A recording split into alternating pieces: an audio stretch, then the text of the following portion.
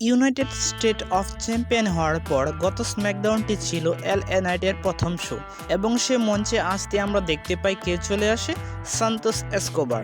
এবং আমরা পরবর্তীতে সান্তোস এসকোবার ভার্সেস আন্দ্রাডের মধ্যে একটি নাম্বার ওয়ান কন্টেন্ডার ম্যাচ দেখতে পাই। এই ম্যাচটিতে যে জয়লাভ করবে সেই খেলবে এলএ নাইটের বিরুদ্ধে ইউনাইটেড স্টেট অফ চ্যাম্পিয়নশিপ ম্যাচে। এবং সেই ম্যাচটি আমরা একটি দুর্দান্ত ম্যাচ দেখতে পাই, কেননা সান্তোস এসকোবার অ্যান্ড আন্দ্রাডে দুজনের ঠিক একই লেভেলের রেসলার এবং তারা দুইজন যে ম্যাচটি আমাদেরকে ডেলিভারি দিয়েছে তা খুবই ভালো ছিল। কিন্তু সেই মুহূর্তে আমরা দেখতে পাই কার্মেলো হেসকে।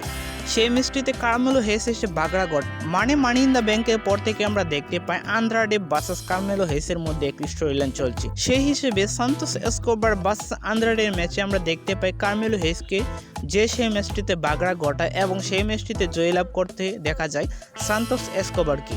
মানে আমরা সান্তোস এসকোবার ভার্সেস এলএ নাইটের মধ্যে আমরা একটি ইউনাইটেড স্টেট অফ চ্যাম্পিয়নশিপ ম্যাচে দেখতে পাবো। এবং আমরা দুইটি ট্যাগ টিম ম্যাচ দেখতে পাই। Number one contender tag team ম্যাচে মুখোমুখি হয় Street Profit versus Grayson Waller and Austin Theory এবং সেই ম্যাচটিতে জয়লাভ করে স্ট্রিট প্রফিট।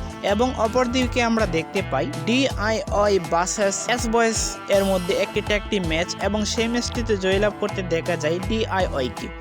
এবং আমরা পরবর্তী সপ্তাহে দেখতে পাবো ডিআইওয়াই ভার্সেস স্ট্রিট প্রফিটের মধ্যে যে ম্যাচটি, এবং সেই ম্যাচটিতে যে জয়লাভ করবে সেই পেয়ে যাবে একটি ট্যাগ টিম ম্যাচের অপরচুনিটি দ্য ব্লাড লাইন 2.0-র মধ্যে যারা ট্যাগ টিম চ্যাম্পিয়ন আছে তাদের বিরুদ্ধে একটি ম্যাচ।